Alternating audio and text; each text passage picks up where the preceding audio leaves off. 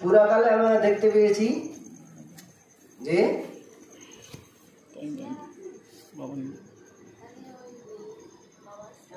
ব্রহ্মচর্য মানে শিক্ষা।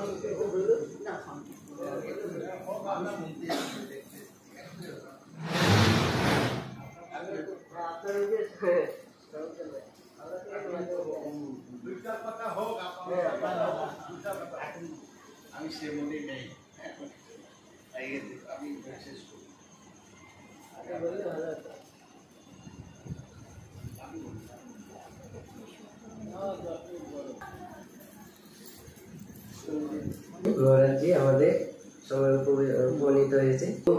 নিতাই চাঁদের বংশধর 14তম।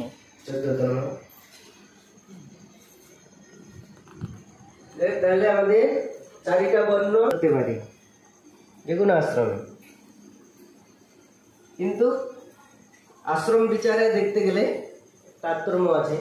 যেহেতু ব্রহ্মচর্য এবং সন্ন্যাস ধর্ম, ত্যাগ ধর্ম, সেই কারণে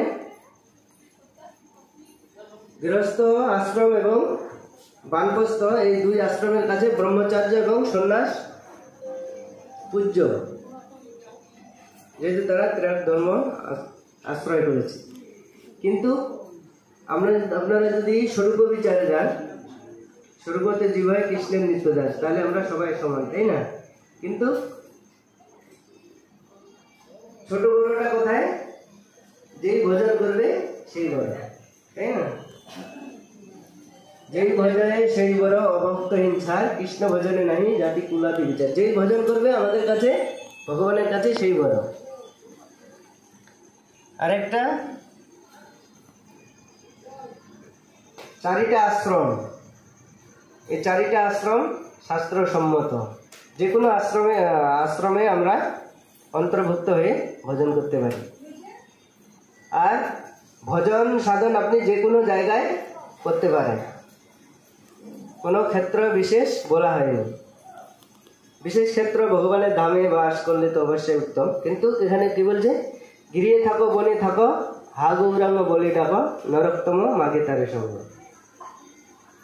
আমরা গৃহে থাকি, বনে থাকি, এবং ব্রহ্মচর্য, গারস্থ, বানপ্রস্থ, সন্ন্যাস যে কোনো আশ্রমে থাকি, এবং যে কোনো কুল গোত্রে থাকি, ব্রাহ্মণ, ক্ষত্রিয়, বৈশ্য, শূদ্র, আমাদের লক্ষ্যটা কি?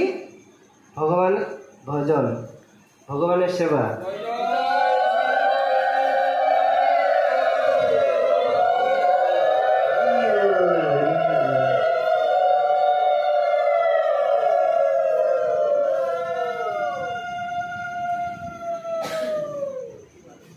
মূল লক্ষ্য হচ্ছে আমাদের ভগবত ভজন, এবং ভজনের মধ্যে নবতা ভক্তি। নবতা ভক্তির মধ্যে আমাদের 3টি: শ্রবণম, কীর্তনম, স্মরণ, বর্ধনম, পাদ্য শ্রবণম, বচন বন্দনম, দাস্য সক্ষ, আত্মনিবেদনম। তার মধ্যে পঞ্চঙ্গ শ্রেষ্ঠ, তার মধ্যে শ্রবণ, কীর্তন, স্মরণ। কিন্তু আমরা বলছে গৃহে থাকি, বনে থাকি, যেখানে আমাদের যদি সাধু সঙ্গ নাও করতে পারি, অনেক জায়গায় দেখা যাচ্ছে আমরা কিছু কিছু জায়গা আমাদের ভক্ত সংখ্যা খুব কম, তাই না? কিছু কিছু জায়গা আছে, একটা গ্রামে একজনই ভক্ত আছে, তার সঙ্গ করার সুযোগ হয় না। বলছে ভগবানের সামনে আপনার গৃহের বারান্দায় বসে আপনি আপনার যা স্ত্রী পুত্র যা আছে, বাড়ির পরিবার সবাই নিয়ে আপনার কীর্তন করুন। মহাপ্রভু সন্ন্যাসের আগে তিনি শিক্ষা দিয়েছেন কি? স্ত্রী পুত্র সবাই মিলে দাঁড়েতে বসিয়া হরিনাম সংকীর্তন করে সবে হাতে তালি দিয়া। পরিবারে যে কয়জন আছে, স্বামী স্ত্রী দুজন হোক, ছেলে সন্তান আদি হোক, যে কয়জন সদস্য সবাই দাঁড়ে বসে সকাল সন্ধ্যা হাতে তালি দিয়ে ভগবানের নাম করবে, কৃষ্ণ নাম করবে, তাতেই হবে।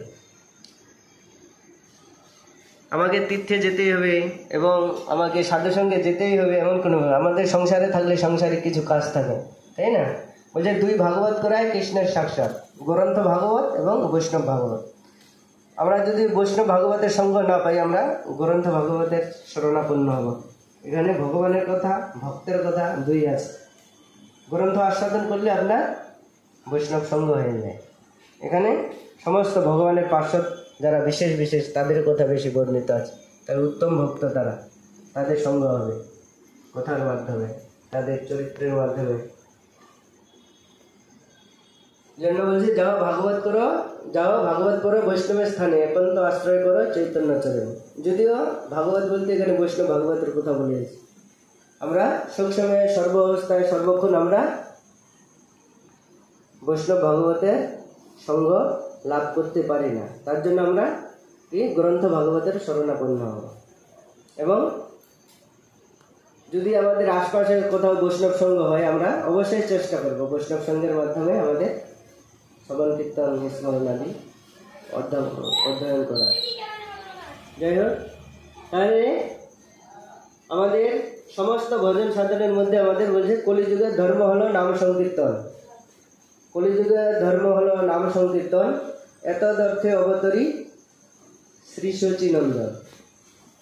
কলিযুগের ধর্ম যে নাম সংকীর্তন, এটাকে বোঝার জন্য, এটাকে শিক্ষা দেওয়ার জন্য মহাপ্রভুর আগমন। এবং এই কলিযুগকে দেখুন, বলছে কলিযুগে মন্দ আয়ু, মন্দ ভাগ্য, মন্দ বুদ্ধি, সব কিছুই মন্দ। অল্প দিন বাঁচব আমরা, তাই না? আমাদের বুদ্ধিটা মন্দ, বিষয়ের দিকে ধাবিত হয়। মন্দ ভাগ্য। তারপরেও বলছে ধন্য কলি, বলেছে ধন্য কলি যুগের ভিতর ছন্ন অবতার। মহাপ্রভু যে স্বয়ং বৈকুণ্ঠবতী এবং স্বয়ং শ্রীকৃষ্ণের গৌরাঙ্গ রূপে কলিযুগে অবতীর্ণ, সেটা আমরা অধিকাংশ ব্যক্তি জানে না। বলছে গুপ্তভাবে আছে, এই জন্য গুপ্ত বৃন্দাবন বলা হয় নবদ্বীপ ধাম। সমস্ত তীর্থে বৃন্দাবন এবং মায়াপুরে বাস করে। সমস্ত তীর্থ বৃন্দাবনে যা যা আছে, মায়াপুরে সেগুলো আছে গুপ্তভাবে। যেমন নবদ্বীপ ধাম মাহাত্ম আস্বাদন করে জানতে পারবে। এবং কি বলছে গৌরনীলাকে বিশেষভাবে আশ্রয় করার কথা বলেছে। গৌরনীলাকে বাদ দিয়ে, গৌর নিত্যানন্দের চরণ আশ্রয় বাদ দিয়ে আমরা যদি ডাইরেক্ট রাধা কৃষ্ণের আশ্রয় করি, বলছে আমাদের সিদ্ধি লাভ হতেও পারে, না হতে পারে, না হওয়ার সম্ভাবনা আছে। কারণ বৃন্দাবন এবং রাধা কৃষ্ণের ভজনটা বলছে মুক্ত কুলের উপাস্য। সেখানে অপরাধ করলে সহজে ক্ষমা হয় না। কিন্তু নবদ্বীপ ধাম আমরা যদি গৌর নিত্যানন্দের চরণ আশ্রয় করি, শরণাপন্ন হয়ে, এটাকে অপরাধ ভঞ্জন স্থান বলেছে। তিনি ক্ষমা না করলেও ক্ষমা করার দিগদর্শন দিয়ে দিয়েছে শাস্ত্রে তার লীলার মাঝে। জগাই মাথায় যখন কলসির কানা মারল, কি বলবো, যখন মহাপুর চরণে পড়তে গেল, বলছে পায়ে কাটা ফুটলে কি স্কন্ধে বাহির হয়? পায়ে কাটা ফুটলে স্কন্ধে বাহির হয় না, হয় কি? যেখানে কাটা ফুটেছে সেখান দিয়েই বের করতে। তোমরা নিত্যানন্দের চরণে অপরাধ করেছো, যাও নিত্যানন্দের চরণে পড়ো। কিন্তু প্রভু নিত্যানন্দ তো আনন্দ করে, তিনি অপরাধ দেখেন না। আমাদের একটা কীর্তনে আছে না, অদর্শ দুরসী প্রভু পতিত উদ্ধার, এইবার নরোত্তমে করো নিষ্ঠা।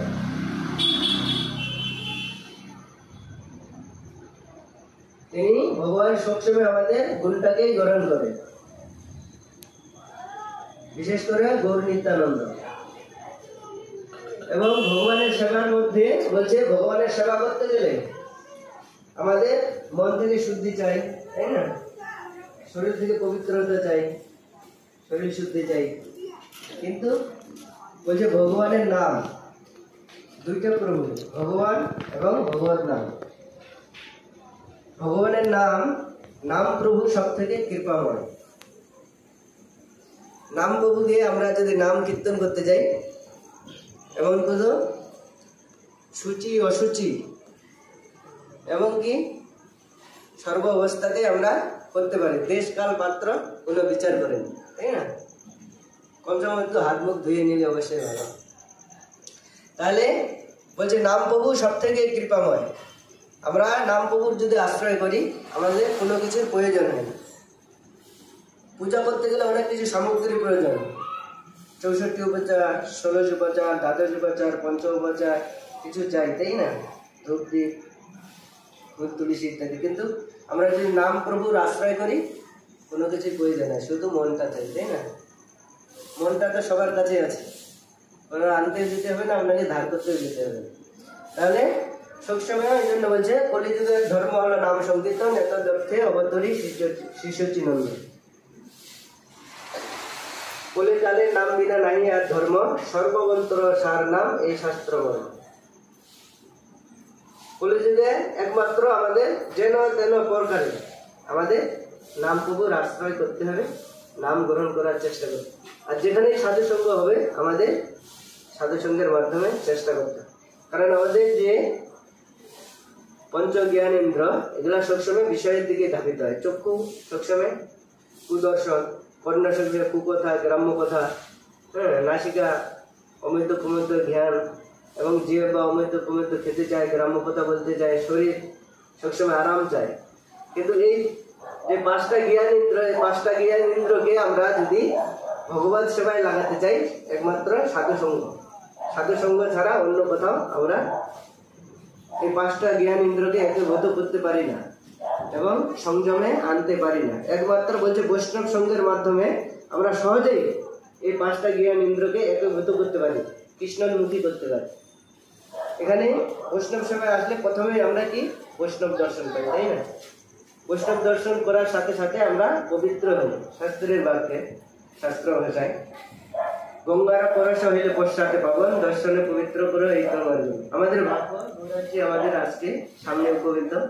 আমরা মহারাজজিকে দর্শন করার সাথে সাথে আমরা নিজেকে ধন্য মনে করেছি এবং ধন্য মনে করি। তাহলে গঙ্গার পরশ হইলে পশ্চাতে পাবন, দর্শনে পবিত্র করো এই তোমার গুরু। প্রথমে আমরা পবিত্র লাভ করছি, তারপরে দ্বিতীয়ত কাছাকাছি আমাদের ভগবানের কর্ণে, ভগবানের যে বৈষ্ণবের মুখে যে কীর্তনের ধ্বনি কর্ণে চলে যাচ্ছে, তাই না? এবং জিহ্বা দিয়ে প্রতিধ্বনি করতে পারি, দুহাতকে নাসিকা দিয়ে ভগবানের মহাপ্রসাদের ধ্যান, চরণ তুলসীর ধ্যান, এবং জিহ্বা দিয়ে নাচতে মহাপ্রসাদ আমরা সেবন করতে পারি, এবং এই বৈষ্ণবের ধুলায় দূষিত হয়ে আমাদের চক্ষু, কর্ণ, নাসিকা চলে। এই 5টা অঙ্গে একমাত্র, অন্য কোথাও গেলে আপনি এই 5টা ইন্দ্রকে সংযম করতে পারবেন না, একীভূত করতে পারবেন না, কৃষ্ণ সেবায় নিয়োজিত করতে। একমাত্র বৈষ্ণব সঙ্গে যদি আমরা আসি, অতি সহজেই অটোমেটিক 5টা ইন্দ্র আমাদের কৃষ্ণমুখী হয়ে যায় এবং বৈষ্ণব সাধুগুরু বৈষ্ণবের সেবায় নিয়োজিত হয়। যাই হোক, আমাদের ইচ্ছা ছিল মহারাজজির মুখে আমরা কিছু ভগবানের কথা শ্রবণ করার, কিন্তু মহারাজজি এখন সেই মুঠে নেই।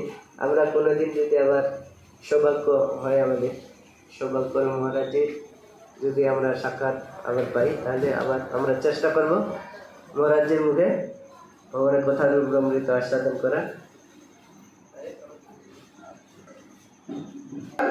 মহাপ্রভু গয়ায় গিয়েছিল পিতৃতর্পণের জন্য, আপনারা সবাই জানেন, তাই না?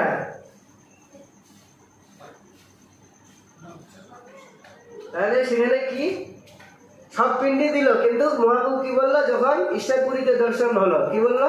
গয়া যাত্রা সফল আমার, যখন দর্শন করলাম চরণ তোমার।